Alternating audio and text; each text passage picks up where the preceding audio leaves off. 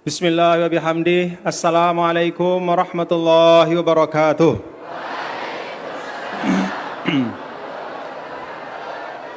Assalamualaikum warahmatullahi wabarakatuh.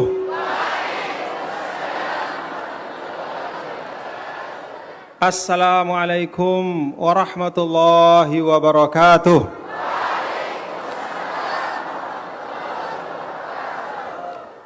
Alhamdulillah, alhamdulillahilladzi an'ama alaina bi ni'matil imani wal islam.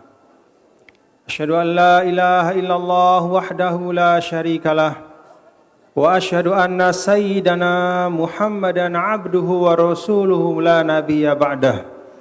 Allahumma shalli ala hadzal nabiyil karim sayyidina wa maulana Muhammadin Sayyidil Anbiya'i wal Mursalin Syafi'ina yaumaddin Sayyidina Maulana Muhammad wa ala alihi wa sahbihi wa man tabi'ahudahu ila yaumiddin. Allahumma aslih ummata Muhammadin sallallahu alaihi wasallam wa farij an ummati Muhammadin sallallahu alaihi wasallam warham ummata Muhammadin sallallahu alaihi wasallam wanshur wahfaz wa ayyid nahdatal watani fil alamin wa ammir nahdatal watani diniyatal islamiyata ala madhhabi ahli sunnati wal jama'ati ila yaumiddin bihaqqi Muhammadin sallallahu alaihi wasallam. Amma ba'du. Hadratul Mukarram Amidu Ma'hadi Darul Quran wal Hadith Al-Majidiyyah Syafi'iyah, Tuan Guru Haji Muhammad Yusuf Ma'mun, kita doakan beliau disehatkan dan diafiatkan. Hudurul masyayikh, masyayikhul ma'had, akramakumullah wa hafizakumullah. Para masyayikhul ma'had yang hadir, yang membersamai kita juga pada pagi hari ini yang tidak dapat saya sebutkan satu persatu, semuanya kita doakan semoga Allah Ta'ala sehatkan, afiatkan, dan terus memberikan kekuatan kepada para masyayikh kita semua dan juga para pimpinan-pimpinan dari lembaga pendidikan di pondok pesantren yang kita cintai, termasuk diantaranya para asatidz wa ustadzat. Semoga Allah Ta'ala sehatkan beliau-beliau semuanya. Yang saya hormati Ketua Yayasan Pendidikan Hamzan Wadi, Bapak Al-Ustadz Haji Muhammad Jamaluddin, yang tadi telah memberikan sambutan dan memotivasi kita semua, mendoakan kita semua, mengajak kita berdoa. Mudah-mudahan tahun yang akan datang ini lebih banyak berkah Allah Ta'ala terlimpah kepada kita semua. Bapak-bapak dan ibu-ibu, hadirin dan hadirat sekalian, para santri dan santriwati, tulab dan thalibat, alhamdulillah wa syukrulillah, fi akhir as-sanah, di akhir tahun ini, alhamdulillah, kita bersama dikaruniakan oleh Allah Ta'ala menutup tahun 1443 Hijriah dengan sebaik-baik hari, Sayyidul Ayyam, Yaumul Jumu'ah. Alhamdulillah. Karena itu, kepada kita semua, para santri dan santriwati, tadi Haji Muhammad Jamaluddin sebagai ketua yayasan mengingatkan kita untuk muhasabah, untuk mengingat 1 tahun yang hari ini adalah hari terakhirnya, khususan tulabal ilm, para tulab dan talibat. Bagaimana kalian sudah menjalani 1 tahun ini? Dan bagian dari muhasabah itu adalah syukur kepada Allah. Alhamdulillah. Jadi syukur itu selalu masuk di dalam semua amal. Syukur itu kata ulama, istimewanya adalah dia satu amal sendiri, tapi dia selalu ada dalam semua amal yang lain. Dan setiap amal yang lain, baik itu amal yang sifatnya fardu ain atau fardu kifayah atau bahkan pun yang mustahabbah dan bahkan pun amal-amal kita dalam kehidupan dunia ini semuanya, apapun yang kita lakukan, kalau tidak ada nilai kesyukuran di dalamnya, maka dia tidak akan sempurna sebagai satu amal. Baik itu secara lafaz maupun secara makna. Salat kita, adakah lafaz syukur dalam salat? Ada enggak? Ada. Dalam rukun salat yang utama yaitu membaca suratul Fatihah, itu ayat keduanya adalah Alhamdulillahirabbil alamin. Itu secara lafzon. Dan secara makna sesungguhnya semua gerakan sholat itu syukur kepada Allah. Mulai dari takbir kita. Allahu Akbar, itu kesyukuran. Kenapa kita syukur ketika takbir? Karena salah satu nikmat terbesar bagi manusia, dia tahu dirinya hamba Allah. Dia tahu bahwa dirinya kecil. Dia tahu bahwa di depan Allah dia tidak ada artinya. Itulah takbir. Allahu Akbar. Allah Maha Besar. Aku di neraka. Artinku. Saya tidak ada daya upaya. Hanya Allah yang Maha Besar. Itu takbir. Dan kalau kita sudah takbir dan kita sadar makna takbir, itu nikmat yang luar biasa.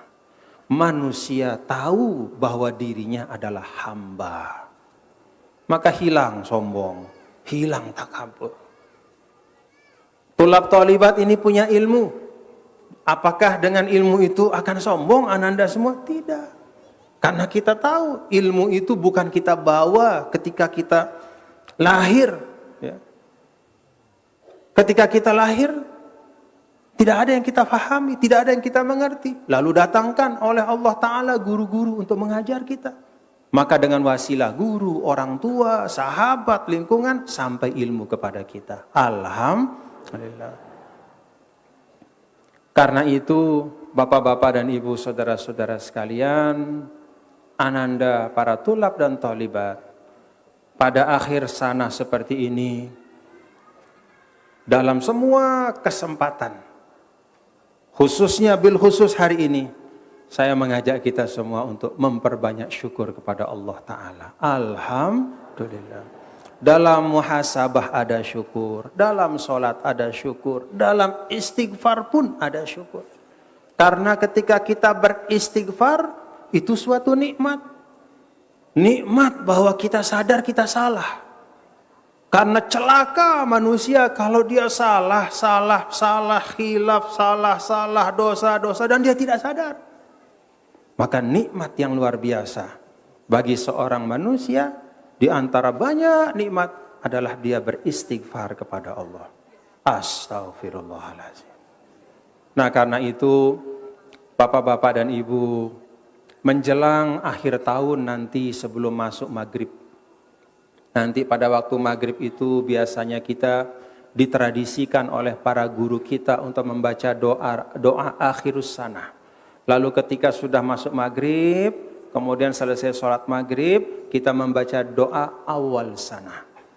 Sebelum doa akhir sanah itu, ditradisikan oleh para ulama kita untuk membaca beberapa hal.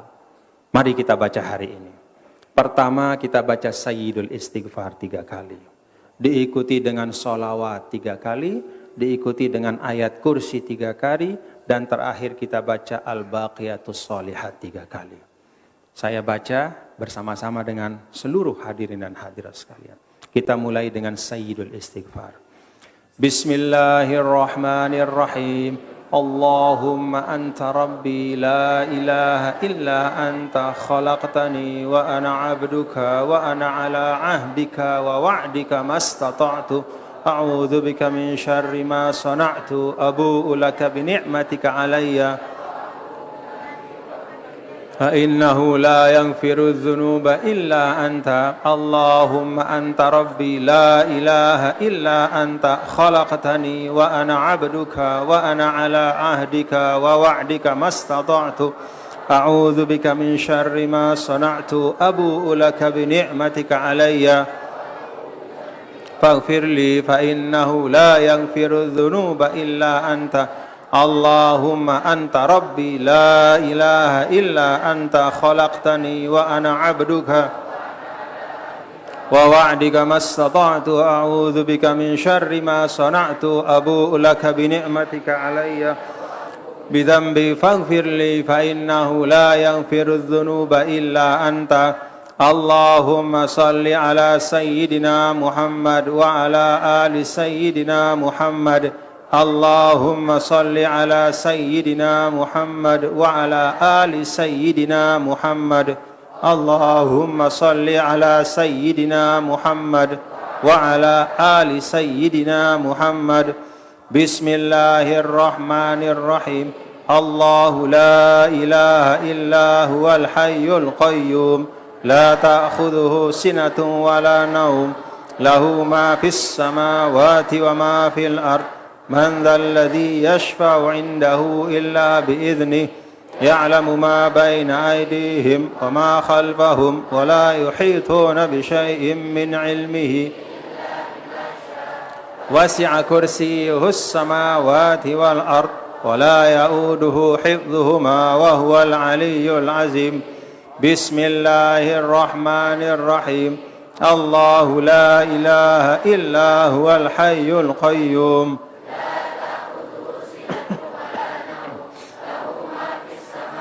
وما في الأرض من ذا الذي يشفع عنده إلا بإذنه يعلم ما بين أيديهم وما خلفهم ولا يحيطون بشيء من علمه وسع كرسيه السماوات والأرض ولا يؤوده حفظهما وهو العلي العظيم بسم الله الرحمن الرحيم الله لا إله إلا هو الحي القيوم لا تأخذه سنة ولا نوم له ما في السماوات وما في الأرض من ذا الذي يشفع عنده إلا بإذنه يعلم ما بين أيديهم وما خلفهم ولا يحيطون بشيء من علمه إلا بما شاء ولا يؤوده حفظهما وهو العلي العظيم سبحان الله والحمد لله ولا إله إلا الله والله أكبر سبحان الله والحمد لله ولا إله إلا الله والله أكبر سبحان الله والحمد لله ولا إله إلا الله والله أكبر Alhamdulillah.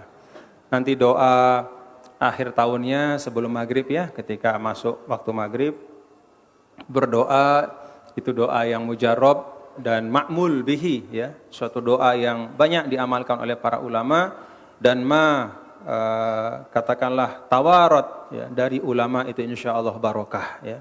Apa-apa yang diamalkan oleh para ulama, apalagi dari generasi ke generasi ya, walaupun lafaznya tidak persis ya, tidak persis diajarkan oleh Nabi kita, Nabi besar Muhammad sallallahu alaihi wasallam, tetapi doa itu insyaallah mujarrab, doa yang berdasarkan ilham dan hidayah dari Allah Subhanahu wa taala kepada para ulama kita. Dan ba'da salat maghrib nanti kemudian dipersilahkan untuk membaca doa awal tahun. Mudah-mudahan doa demi doa, termasuk pada pagi hari ini ya, para ulama mentradisikan untuk membaca Sayyidul Istighfar, membaca sholawat, membaca ayat kursi, membaca al-baqiyatus salihat. Itu adalah cara kita untuk bersyukur kepada Allah Subhanahu wa taala. Alhamdulillah. Bapak-bapak dan ibu, hadirin dan hadirat sekalian yang dirahmati Allah, para tulab dan talibat, ananda semua yang saya cintai dan kita semua, kami semua para masyayikh, para ustaz, ustazah, seperti orang tua kalian semua, ananda itu mendoakan semua para santri dan santriwati di pondok pesantren Darun Nahdlatain dan juga di semua sekolah NWDI. Kami semua mendoakan mudah-mudahan razaqakum ilman mubarakah, fatahallahu alaikum futuhal arifin. Ananda semua diberikan ilmu, diberikan rezeki. Razaqakum, Allah beri rezeki. Ilman mubarakah, yaitu ilmu-ilmu yang diberkahi. Fatahallahu alaikum futuhal arifin. Dan hati ananda semua, pikiran ananda semua, otaknya, hatinya Allah Ta'ala bukakan untuk mendapatkan semua ilmu-ilmu dan hikmah yang terbaik yang bisa menjadi bekal untuk ananda menjalani kehidupan, menjadi pejuang agama, bangsa dan NWDI insyaallah. Bapak-bapak dan ibu, alhamdulillah wa syukrulillah. Tentu pada saat 1 Muharram atau menyambut tahun baru Islam, ya, kita semua mengenang, bersyukur, mengenang perjalanan dakwah, mengenang kehidupan baginda Rasulullah sallallahu alaihi wasallam yang tidak ada kesia-siaan di dalamnya. Semuanya adalah perjuangan. Tidak ada hal-hal yang batil apalagi di dalam ucapan maupun perbuatan beliau. Semua perbuatan dan ucapannya adalah taujihun wa irsyadun lil ummah.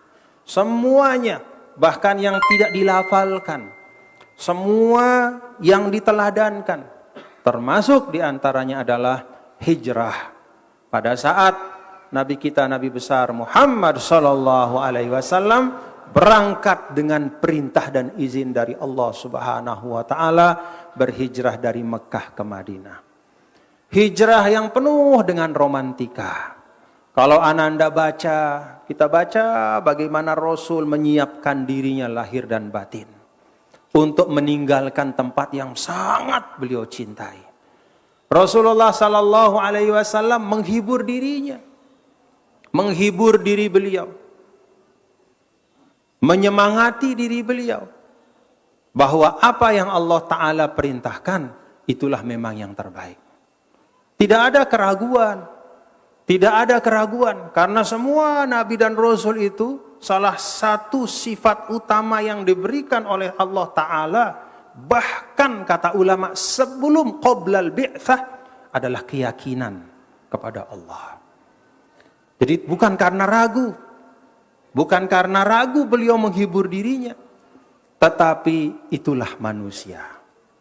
Sebagai seorang manusia, baginda Rasulullah sallallahu alaihi wasallam samter isine kangen, sayang li Mekah. Karena di situ beliau lahir. Disitulah beliau melewatkan masa kecil beliau. Disitulah beliau bersahabat. Disitulah beliau membangun dakwahnya pertama kali. Sirron wa ba'da dzalika jahron. Awalnya beberapa tahun itu dengan sembunyi-sembunyi. Lalu kemudian Allah Ta'ala perintahkan untuk dengan terang-terangan secara jahat. Dengan 1001 tantangan. Tiba-tiba turun perintah Allah untuk berhijrah. Diizinkan untuk berhijrah. Nabi kita, Nabi besar Muhammad sallallahu alaihi wasallam menerima perintah Allah itu dengan ikhlas, dengan penuh kesyukuran. Walaupun tidak hilang sayang beliau kepada Mekah, tidak kurang kangen beliau kepada Mekah. Karena itulah masqatu ra'sihi, ya, itulah tempat beliau dilahirkan. Bapak-bapak dan ibu, ananda semua, khususnya tulab dan talibat ma'had, kita baca sirah Nabi kita, Nabi besar Muhammad sallallahu alaihi wasallam. Termasuk di antaranya perjalanan dan hijrah. Perjalanan yang penuh dengan tantangan dan cobaan, tapi dijalani dengan penuh kesyukuran dan kesukacitaan. Rasulullah sallallahu alaihi wasallam sebagai pelaku utama hijrah, beliau bersukacita. Dalam arti melihat bahwa masa depan dakwah itu akan jauh lebih lapang dibanding sebelumnya. Walaupun harus meninggalkan tanah airnya. Yang membersamai Rasulullah sallallahu alaihi wasallam Sayyidina Abu Bakar As-Siddiq radhiyallahu anhu juga bersukacita karena tidak ada suhbah yang paling mulia selain dari membersamai Nabi besar Muhammad sallallahu alaihi wasallam. Dari sekian banyak sahabat, Sayyidina Abu Bakar radhiyallahu anhu lah yang Allah perintahkan kepada baginda Rasul untuk menjadi teman beliau berhijrah dari Mekah ke Madinah. Karena itu kalau kita baca penjelasan dari para ulama menjelaskan mengapa para ulama Ahlus Sunnah wal Jamaah ijma bahwa Sayyidina Abu Bakar As-Siddiq adalah afdalus sahabah, adalah sahabat yang paling utama dari semua sahabat-sahabat yang hebat. Salah satu istidlal, paling tidak istiqnas, yang diambil sebagai pelajaran dan bahkan juga sebagai dalil oleh sebagian ulama adalah karena Sayyidina Abu Bakarlah yang ditunjuk dan dipilih oleh Allah untuk menemani baginda Rasulullah sallallahu alaihi wasallam berhijrah. Jadi sukacita. Walaupun sukacita itu bukan berarti tidak ada kesedihan. Sukacita itu bukan berarti tidak ada kesusahan, tidak ada keresahan. Ketika berada dalam Gua Thur, Sayyidina Abu Bakar As-Siddiq sempat resah. Bukan kepada dirinya, tapi kepada Sayyidina Rasul. Khawatir kalau orang Quraisy yang mengejar itu menengok, kemudian melihat ada jejak kaki di dalam Gua Thur, lalu dia tahu bahwa Sayyidina Rasul bersama Abu Bakar As-Siddiq itu ada di dalam. Sempat resah. Maka Rasul sallallahu alaihi wasallam yang menenangkan, la tahzan innallaha ma'ana. La tahzan innallaha ma'ana. Karena itu untuk ananda semua yang tengah menjalani satu perjuangan hari ini. Ini perjuangan menuntut ilmu itu adalah min afdolil jihad. Inilah jihad. Kan kata ulama itu al-jihad ala hasabil mujahid. Bahwa jihad itu adalah sesuai dengan keadaan masing-masing manusia. Kalau bagi penuntut ilmu apa jihadnya? Jihadnya itu belajar. Jihad kalian itu belajar bukan demo. Jihad kalian itu mutola'ah, memahami, berupaya mengerti tafaquh fiddin. Itu sudah jihad yang paling besar untuk kalian sebagai talibul ilm. Kalau sebagai seorang yang katakanlah minal aghniya, dia diberikan rezeki yang lapang oleh Allah Subhanahu wa taala, selapang-lapangnya. Katakanlah dia sebagai pedagang yang sukses, maka jihad dia adalah al-jihad bil mal. Itu yang utama. Yaitu berjihad dengan hartanya. Dan demikian pula dengan keadaan kita masing-masing, bapak-bapak dan ibu. Termasuk ibu-ibu, inak-inak tiang yang ada di rumah sebagai jamaah. Bukanlah seorang ustazah, katakanlah bukanlah seorang yang menjadi dosen misalnya. Bukanlah seorang yang katakanlah memiliki usaha yang besar misalnya. Rumah tangga biasa. Apa jihad dari ibu-ibu ketika berada di rumah tangga masing-masing? Berjihad, berkhidmat untuk keluarganya. Itulah jihad. Nah, dalam menempuh semua perjuangan-perjuangan kita, melihat kepada baginda Nabi kita, Nabi besar Muhammad sallallahu alaihi wasallam, jalani itu semua dengan kesukacitaan. Alhamdulillah. Bukan berarti ndek narak kesedihan, ndek narak tantangan. Ada pasti tantangan. Karena memang hal yang baik itu selama dia semakin baik, selama dia semakin mulia, pasti akan semakin besar tantangannya. Kalau kita mau ngambil telur ayam, cukup kita pergi ke kandang ayam, tidak susah. Tapi kalau Ananda mau mengambil telur Raja Wali, itu harus naik ke puncak gunung. Mendaki. Belum lagi kalau sudah dapat telurnya, induknya bisa marah, dipatok. Tantangannya besar. Baydul Anuq, itu telur Raja Wali. Jadi selama kita, Ananda semua meyakini, Ananda ini semua meyakini sekarang, sebagai tulabul ilm sedang berjihad, maka jalani dengan kesukacitaan. Bukan berarti tidak boleh sedih, bukan berarti tidak boleh nangis, silahkan nangis, tapi jangan lama-lama nangisnya. Bukan berarti tidak boleh kangen kepada orang tua, silahkan kangen, tapi bawa kangen itu dalam doa Ananda. Seperti Rasulullah SAW, seperti Sayyidina Abu Bakar, bahwa kesedihan, keresahan, ya, bahkan kadang-kadang kesusahan, beban-beban yang berat, itu tidak menghalangi untuk terus berjalan dari Mekah Madinah. Dan kebahagiaan itu juga tampak pada yang menyambut, yang melakukannya, yaitu baginda Rasul, dengan kebahagiaan dan kesyukuran. Yang menemaninya Sayyidina Abu Bakar dengan kebahagiaan dan kesyukuran.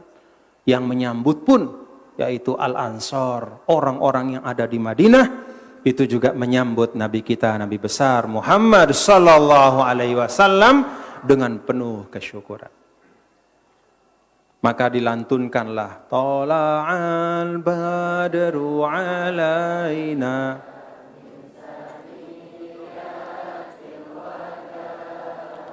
wajaba syukru alaina mada'am lillahi da'.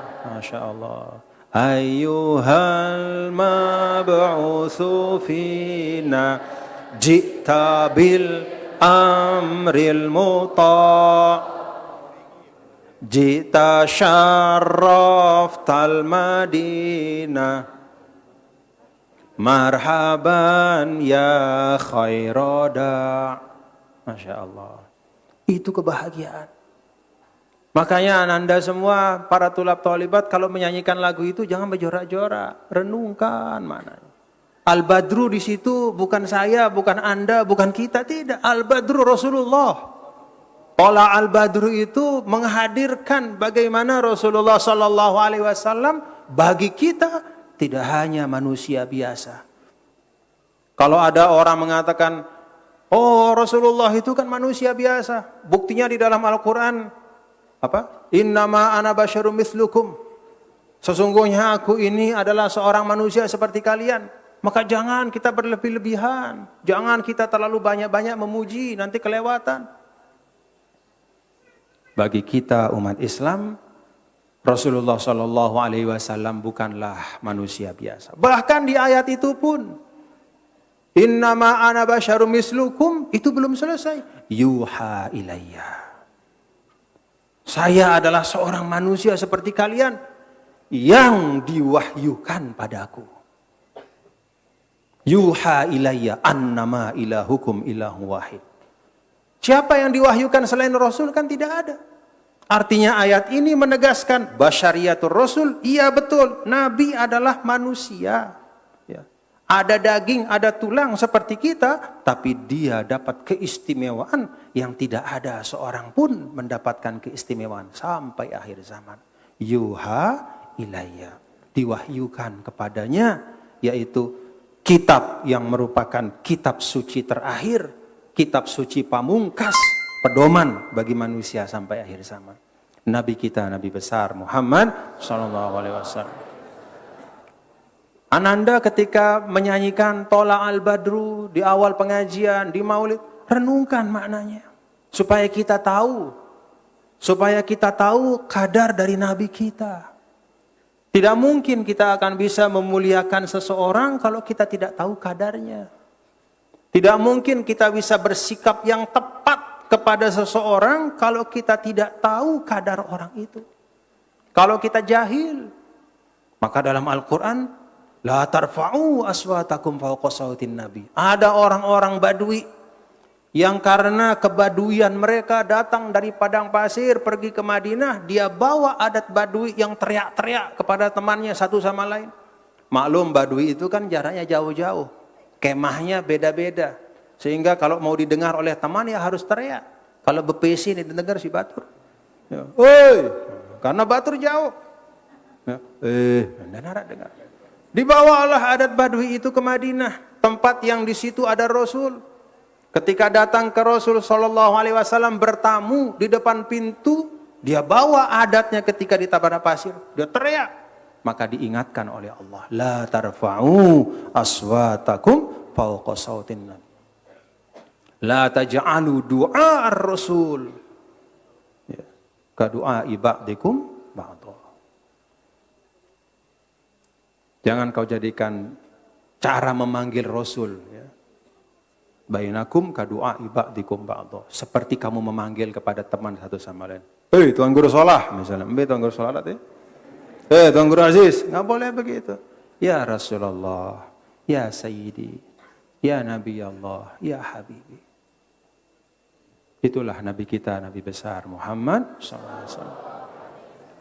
Maka pelajaran hijrah bapak-bapak dan ibu, selain mengajarkan kita tetap bersyukur, bergembira di tengah perjuangan, menjalaninya dengan penuh kesyukuran.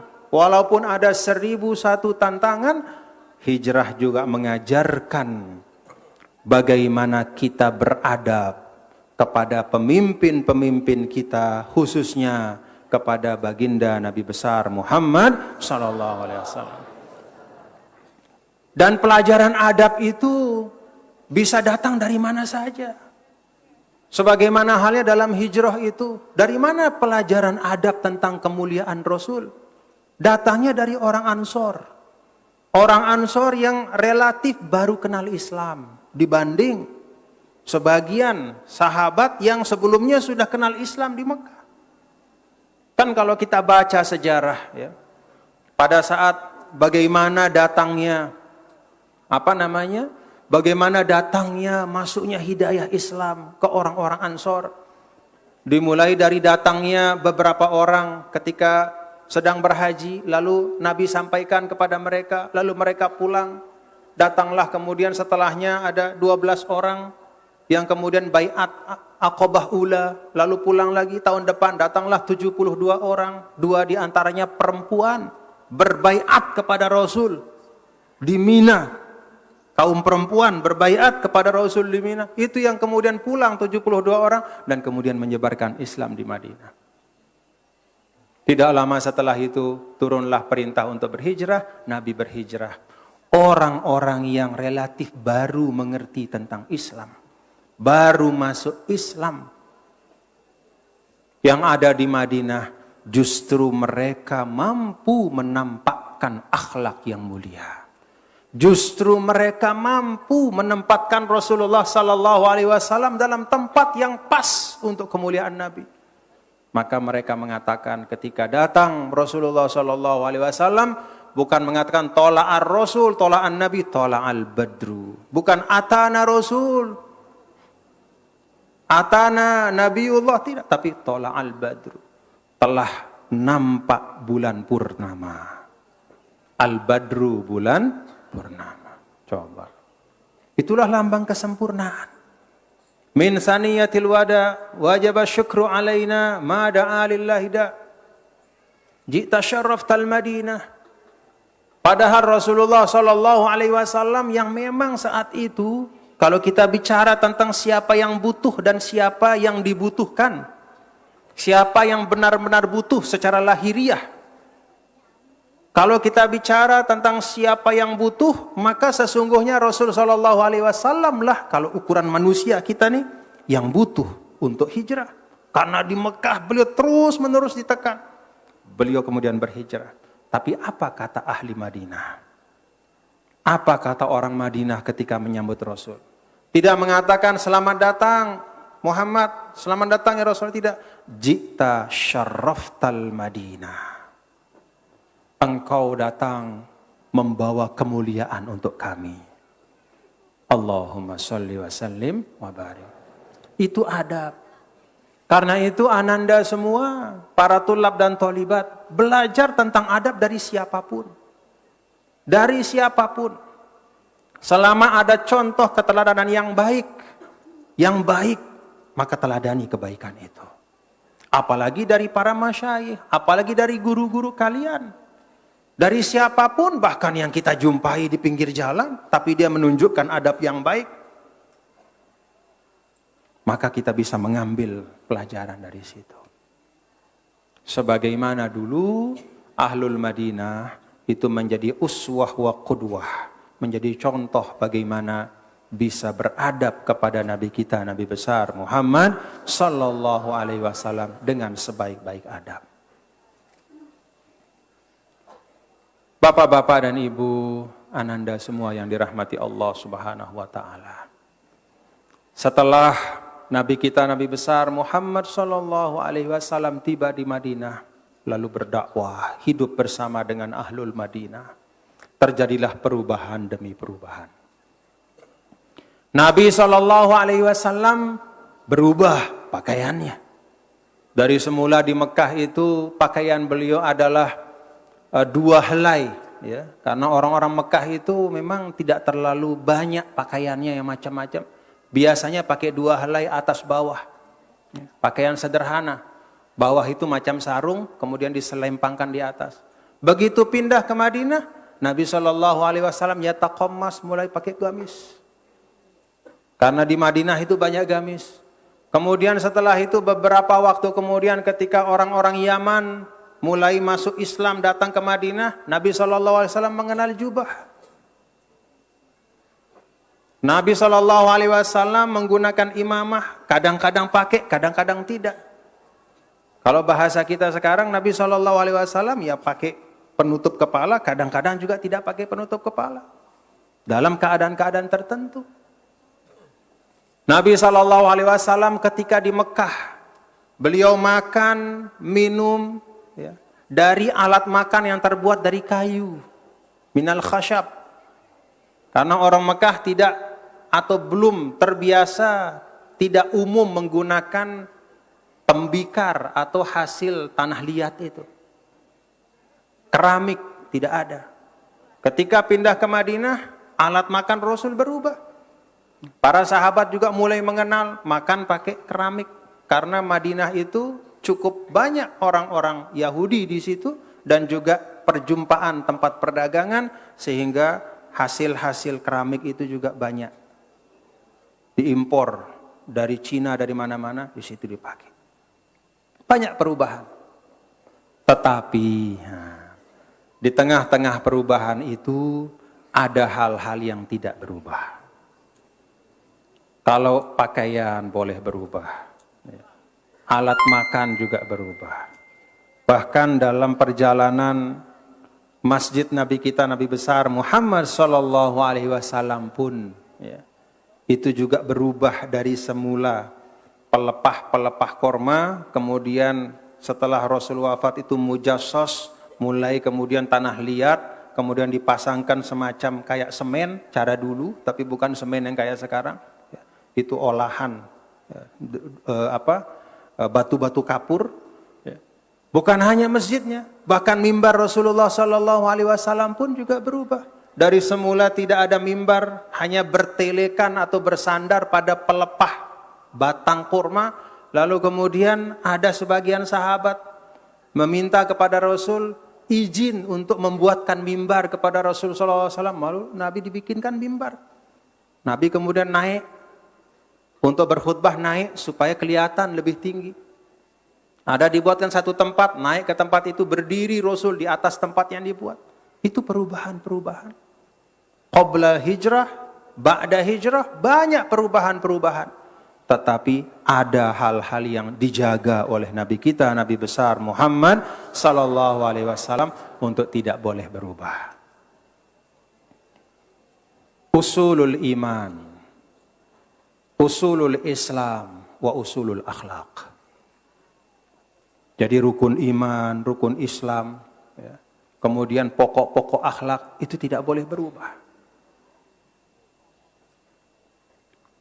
Nah karena itu ananda semua, ya, nyantri pada hari ini tidak sama dengan nyantri pada zaman saya. Nyantri hari ini tidak sama dengan nyantri zaman saya. Apalagi dengan zaman ketika murid-murid pertama Sidi Syekh Maulana. Pasti beda. Pakaiannya pasti beda. Kitab-kitab yang diajarkan ya, juga tidak persis sama. Kitab-kitab yang diajarkan tidak persis sama.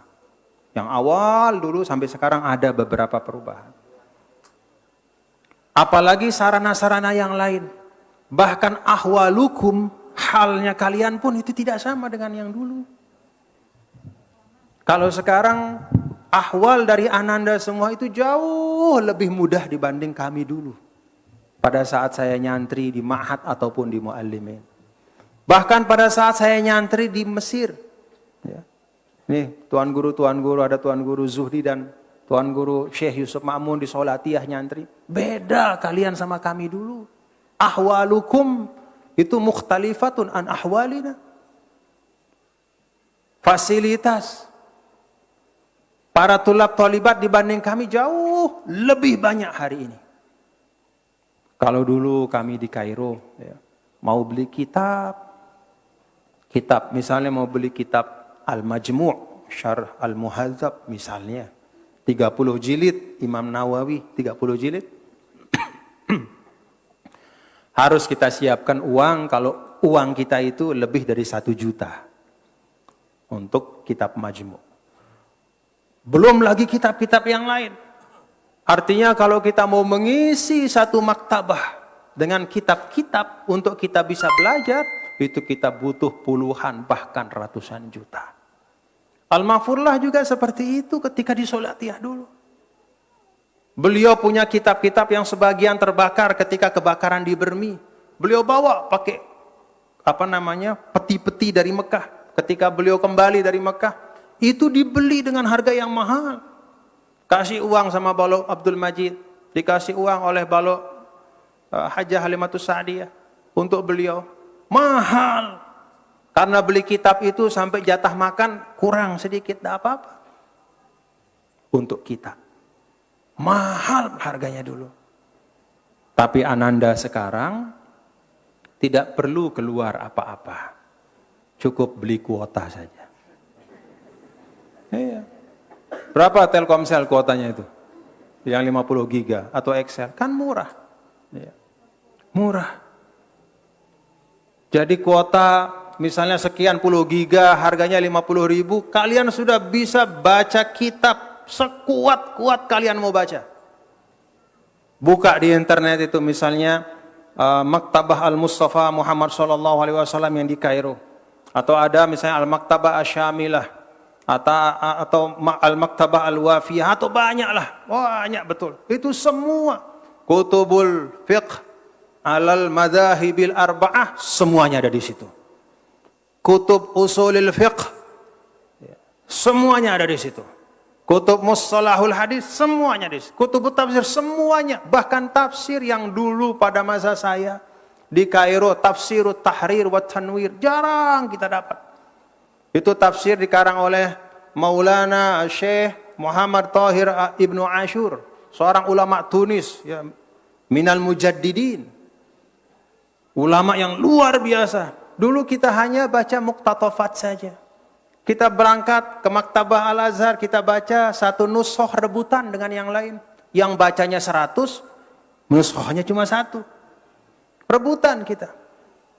Muqtatafat, nukul. Tidak ada kita bisa lihat satu kitab utuh itu. Sekarang kalian cuma berbekal kuota saja. Mudah luar biasa.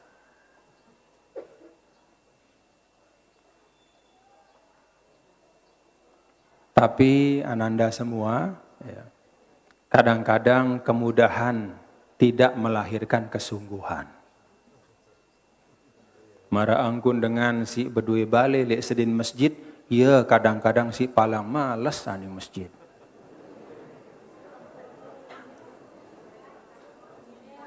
Batur si paling rapat le madrasah, kadang-kadang ya palang malas ngaji le madrasah. Kadang-kadang, kan kadang-kadang nu jarang deh. Ya, tentu ini termasuk sida. Ya. Nah, sekarang Ananda semua, ya Ananda semua yang ada dalam proses belajar menuntut ilmu, semua kemudahan-kemudahan itu rubah dia. Wujudkan dia menjadi satu kesungguhan. Jalan untuk lebih lagi. Mun bahasa jamak-jamak, kalau kemudahan itu berbanding lurus dengan kealiman, maka seharusnya para tulab tolibat ma'had hari ini, kealimannya berlipat-lipat dibanding kami pada masa saya, apalagi masa yang lalu.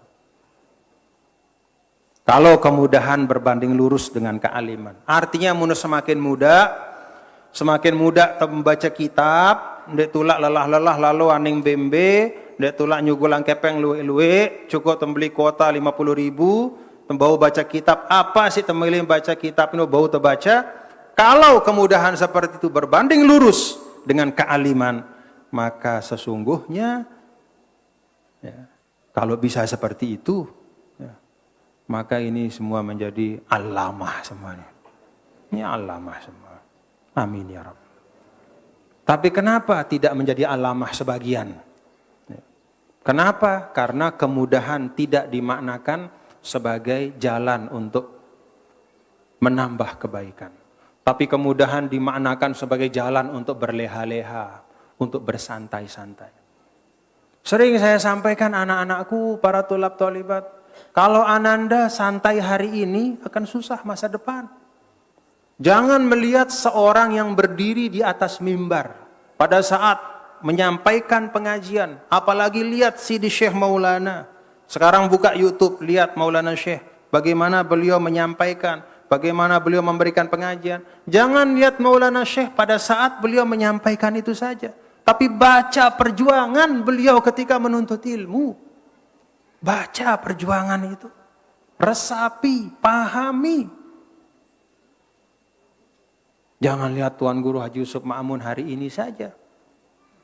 Jangan lihat Tuan Guru Solah hari ini, Tuan Guru Abdul Aziz, jangan lihat Ketua Yayasan hari ini.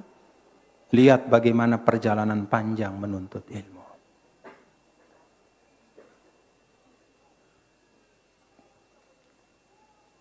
Nah, Ananda semua, ada yang tetap, ada yang berubah. Demikian pun dalam proses kita dalam kehidupan tahun 1443 masuk 1444. Pasti ada yang berubah. Tapi saya pesan kepada Ananda semua bahwa di tengah-tengah perubahan yang luar biasa itu, saya minta untuk kita tetap ada riwayat alaikum bil atiq. Pegang apa yang sudah menjadi warisan, yaitu nilai-nilai utama dalam kehidupan kita. Kalau nilai-nilai utama itu bapak-bapak dan ibu kita ambil dari pesan Nabi kita, Nabi besar Muhammad Sallallahu Alaihi Wasallam, maka di antaranya kita bisa lihat ya, di dalam hadis, misalnya apa? Hadis Jibril misalnya tentang iman, Islam, ihsan dan asyratus sa'ah. Di situ ada pesan dari Nabi kita, Nabi besar Muhammad SAW kepada kita semua. Mau tahun hijriyahnya berapapun, hal-hal ini harus tetap kita rawat. Harus jadi milik kita tetap. Jangan lepas dari kita. Dalam hadis Jibril, yang kalau kita baca dalam Sahih Bukhari, ya, kita baca dalam Sahih Muslim. Kalau dalam Sahih Muslim hadis ini bahkan menjadi hadis pertama. Kalau Sahih Bukhari itu hadis pertamanya innamal a'malu binniyat. Kalau Sahih Muslim hadis pertamanya ini. Bainama nahnu julusun. Ketika kami sedang duduk, kata Sayyidina Umar ibn al-Khattab bersama dengan Rasulullah sallallahu alaihi wasallam, iztala'a alaina rajulun syadidu bayadi thiyab syadidu sawadi sya'r la yura alaihi atharus safar. Tiba-tiba datang seorang laki-laki, kata Sayyidina Umar. Ada laki-laki yang bajunya putih sekali. Padahal dia datang dari padang pasir. Kalau orang datang dari luar, itu padang pasir itu sering ada badai. Maka pasti bajunya akan kotor. Ini putih luar biasa. Demikian pula rambutnya itu syadidus sawadi sya'r. Rambutnya hitam sekali. Tidak ada melengket bekas-bekas debu padang pasir. La yura alaihi atharus safar. Diperkuat oleh Sayyidina Umar, tidak ada tanda dia baru bepergian orang ini. Lalu duduk depan Nabi, kemudian menanyakan 4 hal kepada Nabi kita, Nabi besar Muhammad sallallahu alaihi wasallam. Yang oleh Imam Muslim dalam kitab sahihnya ini dijadikan sebagai hadis pertama, mendahului ribuan hadis tentang Islam, tentang agama. Karena ini yang penting. Apa itu? Mal Islam, ditanya yang pertama. Muhammad, ya Muhammad, akhbirni mal Islam. Wahai Muhammad, tolong beritahu saya apa Islam. Lalu Nabi antashhada an la ilaha illallah wa anna Muhammadan Rasulullah. Kemudian apa? Yang kedua?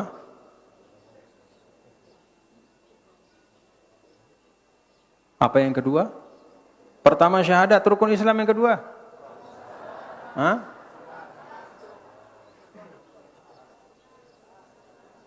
Apa yang kedua? Apa yang ketiga? Zakat dulu. Ya. Wa tu'tiyaz zakat. Baru yang keempat, watasum Ramadan. Lalu yang kelima, menunaikan haji. Wa tahujjal baita. Ya. Ini stata'ta ilahi sabila. 5 rukun Islam. Lalu ditanya yang kedua, mal iman. Apa itu iman? Lalu dijelaskan oleh Rasulullah SAW, antu'mina billah wa malaikatihi wa kutubihi wa rusulihi wal yaumil akhir wa bil qadari wa antu'mina bil qadari khairihi wa syarri. Beriman kepada Allah, para malaikat, para rasul, kitab-kitab suci, adanya hari akhir, dan yang keenam adalah beriman kepada ketetapan Allah, qada dan qadar. Lalu ditanya yang ketiga, mal ihsan, anta'budallah ka'annaka tarah. Fa illam takun tarahu fa innahu yara. Apa itu ihsan? Ihsan adalah hidup kita ini selalu menghadirkan Allah dalam setiap saatnya. Kita merasakan, meyakini Allah selalu melihat kita. Karena itu para ulama mengatakan ta'budah di situ bukan berarti sekedar ibadah ritual seperti sholat, tapi ta'budah di situ adalah ubudiyah secara umum dalam kehidupan. Semua kegiatan kita. Yang kentalik pekan sadar Allah kita ita.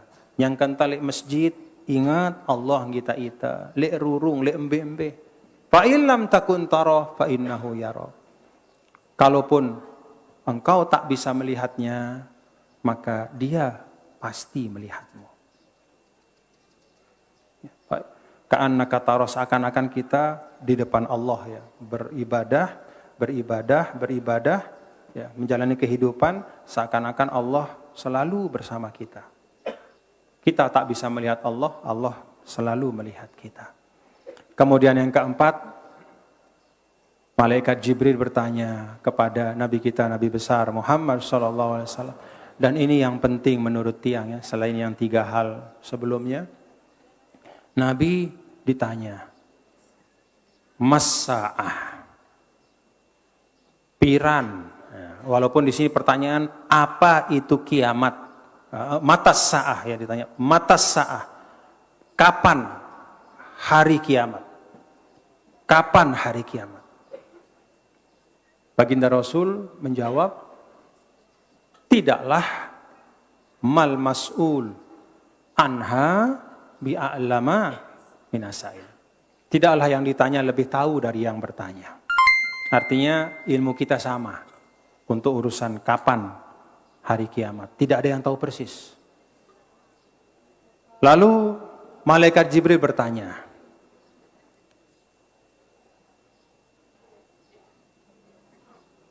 Amarat. Amarat itu tanda-tanda. Nabi kita kemudian menyampaikan ada 2 tanda yang disampaikan. Yang pertama, antalidal amatu robbataha. Wanita melahirkan tuannya. Lalu yang kedua, akan ada masa al-hufat yang biasanya tidak punya sepatu, bertelanjang kaki, al-urat yang biasanya tidak pakai baju atau bajunya itu baju seadanya saja. Antara al-hufat al-urat al-alah, orang-orang yang biasanya fuqara, betul-betul tidak punya apa-apa. Ri'asya, yang biasanya hanya menggembala. Yatatawwaluna fil bunyan. Mereka kemudian membangun gedung-gedung tinggi. Tanda yang pertama ini para ulama menyampaikan penjelasannya kepada kita. Apa yang dimaksudkan perempuan melahirkan tuannya? Banyak penjelasan para ulama. Salah satu di antaranya ungkapan Rasulullah SAW ini menunjukkan bahwa pada hari menjelang datangnya atau semakin dekat hari kiamat itu semakin banyak peperangan dan kehancuran. Kalau terjadi peperangan itu maka biasanya ada tawanan perang. Tawanan perang itu laki-laki ataupun perempuan. Kalau cara dulu tawanan perang yang perempuan itu kemudian menjadi milik dari yang mengalahkan. Jadi kalau ada perempuan dari kelompok yang dikalahkan itu dirampas. Kemudian dia jadi milik dari yang menang. Lalu boleh dipergauli. Kemudian kalau dia sudah lahir anaknya, maka anak itu menjadi tuan daripada perempuan itu. Zaman dulu. Tanda semakin dekatnya hari kiamat adalah semakin banyak peperangan-peperangan dan kehancuran-kehancuran. Yang kedua, kata ulama, arti dari perempuan melahirkan tuannya adalah yaksurul uquq. Banyak anak-anak yang durhaka pada orang tua. Yang namanya orang tua harusnya dia hormati. Jangan sampai berucap kasar, justru diumpat, dihujat, bahkan disakiti, dan tidak sedikit kita baca di mana-mana ada anak membunuh orang tuanya. Jadi hadis ini mengatakan perempuan melahirkan tuannya.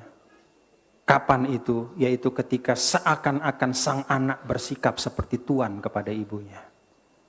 Dia hujat, dia umpat, dia sakiti. Na'udzubillah min. Ini pengingat kepada kita.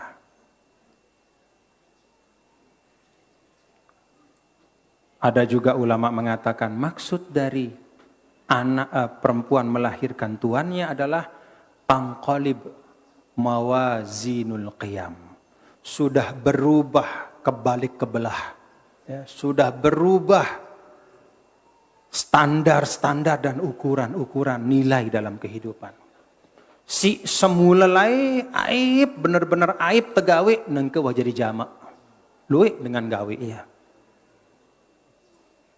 Ya mohon maaf bapak-bapak ibu. Beberapa waktu terakhir misalnya kan ada fenomena di Jakarta. Yang anak-anak muda itu ya. Apa namanya itu? Ya, SCBD, nah, Citayam Fashion Week katanya. Itu istilah. Istilah, apa isi istilah itu? Isi dari istilah itu adalah anak-anak muda laki-laki dan perempuan. Yang berhari-hari bahkan mereka tinggal di situ.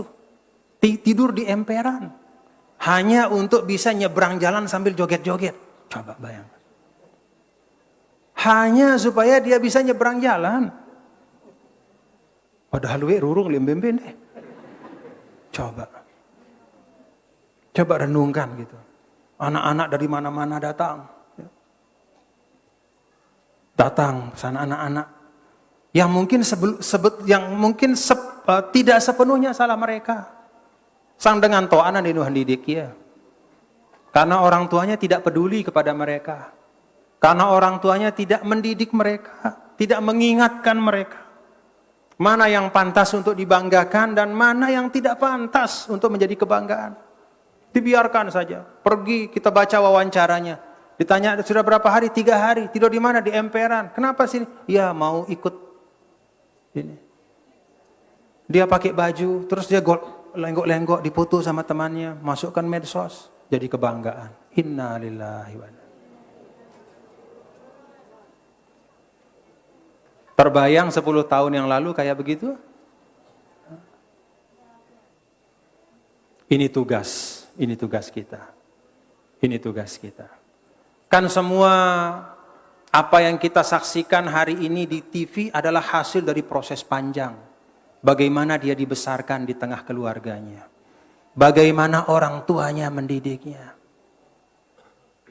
Kalau dia punya tempat yang nyaman di rumah, dia tidak akan tidur di emperan.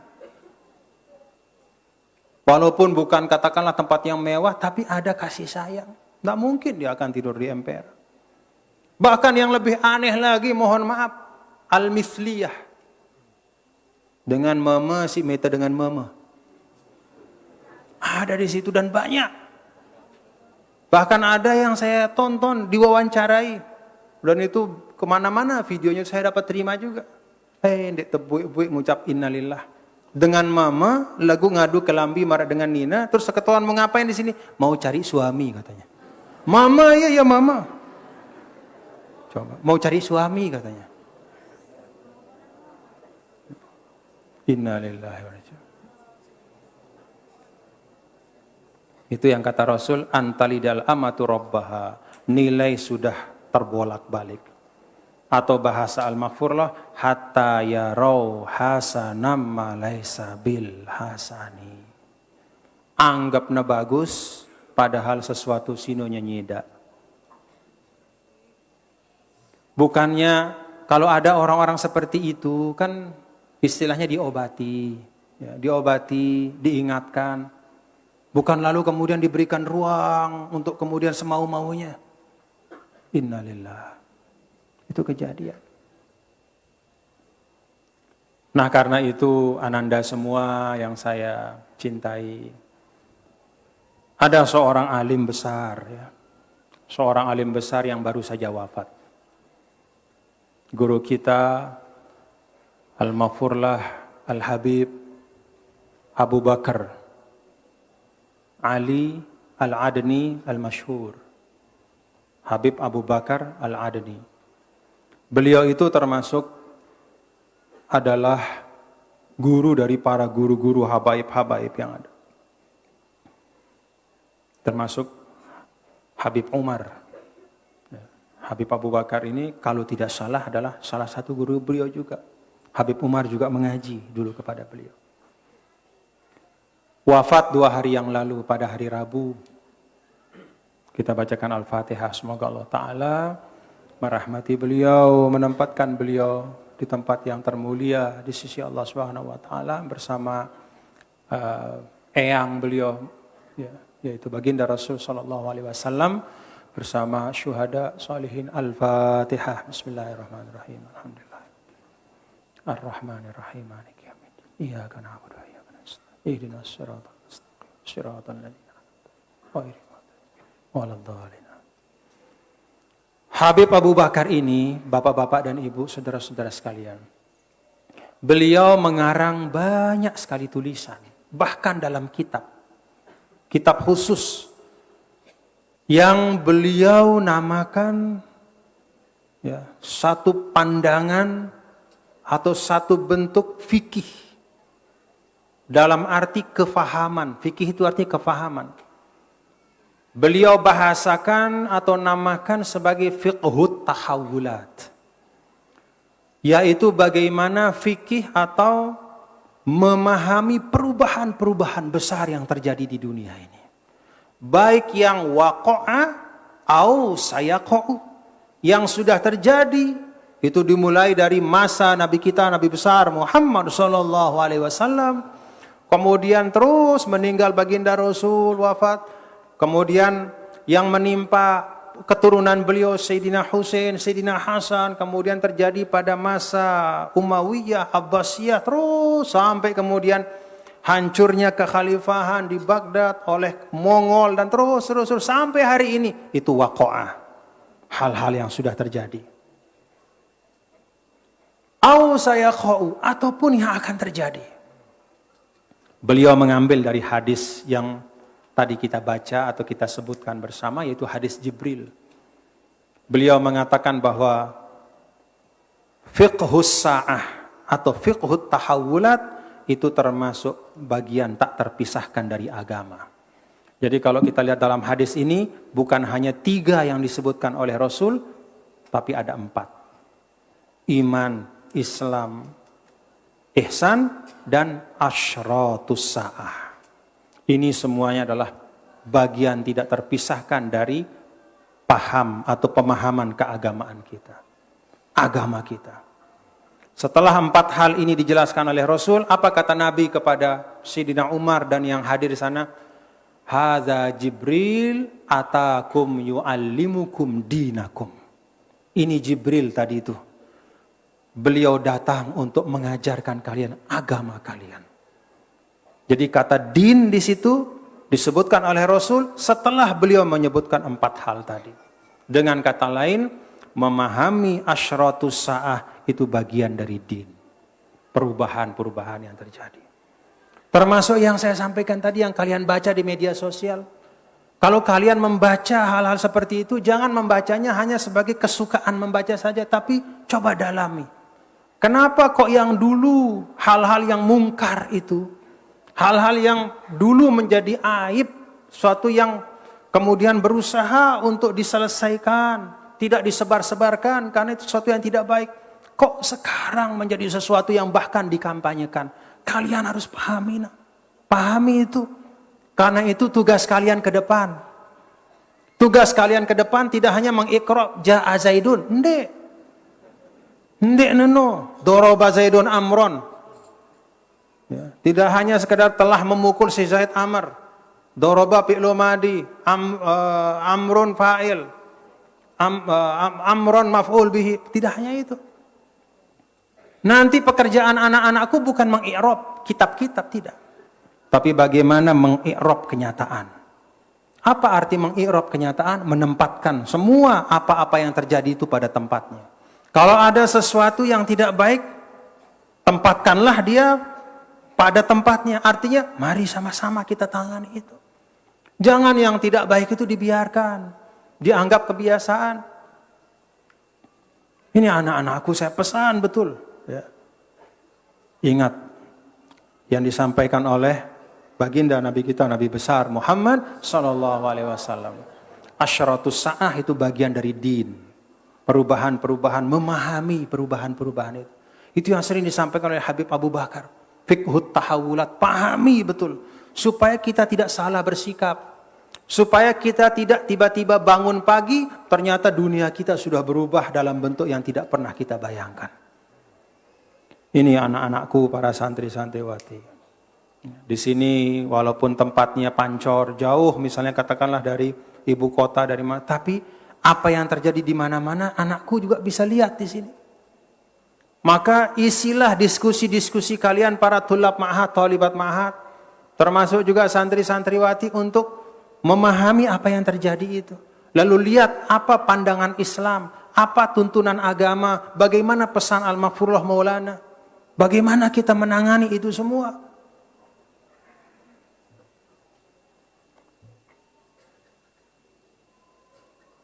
Karena ingat dari ketua yayasan tadi, ada 2000-an santri baru di sini. Itu di luar mahasiswa. Santri saja. Dari TK sampai aliyah. 2000. Belum yang di ma'had, belum di mahasiswa. Kita syukur alhamdulillah. Tapi kalau kalian ingin tahu kesyukuran kami yang terbesar dan kesyukuran Maulana Syekh yang terbesar adalah bukan pada bertambahnya Bukan sekedar pada bertambahnya jumlah yang belajar di pondok kita. Tapi bagaimana yang belajar, anak-anakku ini semua mengerti amanahnya. Paham EP apa sih EP Dait era ini? Bagaimana hari ini mempersiapkan diri untuk menghadapi tantangan itu. Karena itu belajar, membaca, berdiskusi, turun ke masyarakat.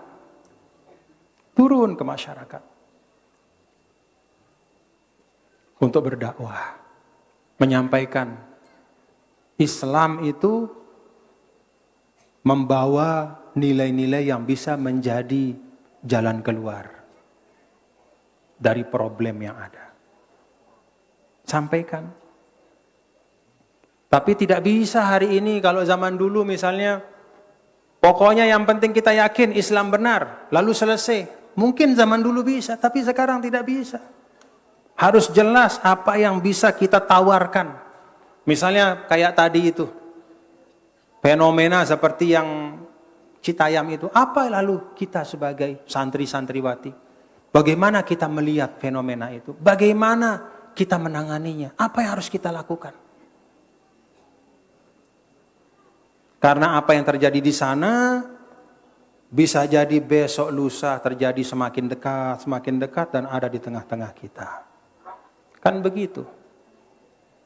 Sesuatu itu kan awalnya aneh, tapi karena banyak biasa, akhirnya dianggap sebagai sesuatu yang biasa.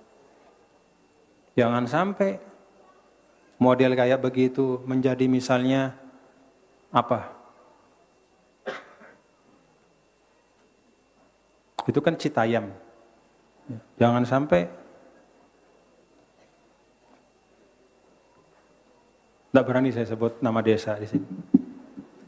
Jangan sampai jadi di tempat kita lah. Na'udzubillah min. Tapi itu wakil. Itu kenyataan. Tidak bisa kita hadapi dengan hanya marah. Tidak bisa kita hadapi hanya dengan menggerutu. Tapi kita hadapi dengan apa yang dulu Nabi kita, Nabi besar Muhammad sallallahu alaihi wasallam lakukan ketika melihat keadaan di Mekah, di Madinah yang dilakukan oleh ulama-ulama, para pejuang-pejuang. Ketika melihat keadaan yang tidak baik, mereka merubahnya ya, dengan uslub dakwah yang baik. Dalam bahasa Al-Quran, bil hikmah wal mau'izatil hasanah wajadilhum billati hiya ahsan. Lalu kemudian mengamalkan qu anfusakum wa ahlikum naro. Semua nilai yang ada di ruang publik, yang ada di tengah jalan, itu lahir dari bagaimana pendidikan di dalam keluarga. Maka tiang tunas kepada sida selapu, nggih. Ibu-ibu munda sayang li anak-anak da, didik ya bagus-bagus. Kalau kita sayang pada anak kita, didik dia baik-baik. Inilah yang dapat saya sampaikan kepada diri saya dan kepada kita semua. Kita syukur, alhamdulillah. Pahit manis itulah perjuangan, termasuk menuntut ilmu. Lalu kita belajar adab yang baik. Ya. Belajar adab yang baik. Mengambil nilai-nilai kebaikan dari manapun. Selama itu memang suatu yang baik. Dan tidak bertentangan dengan tuntunan-tuntunan agama kita. Lalu kemudian kita sikapi perubahan yang ada ini, bapak-bapak dan ibu, ya, dengan tetap menjaga anak-anakku, ya, pokok-pokok yang memang harus kita jaga. Namanya juga pokok, tunggak. Harus kita berpegang. Iman, Islam, ihsan. Kemudian paham terhadap perubahan yang terjadi dan bagaimana menyikapi perubahan itu.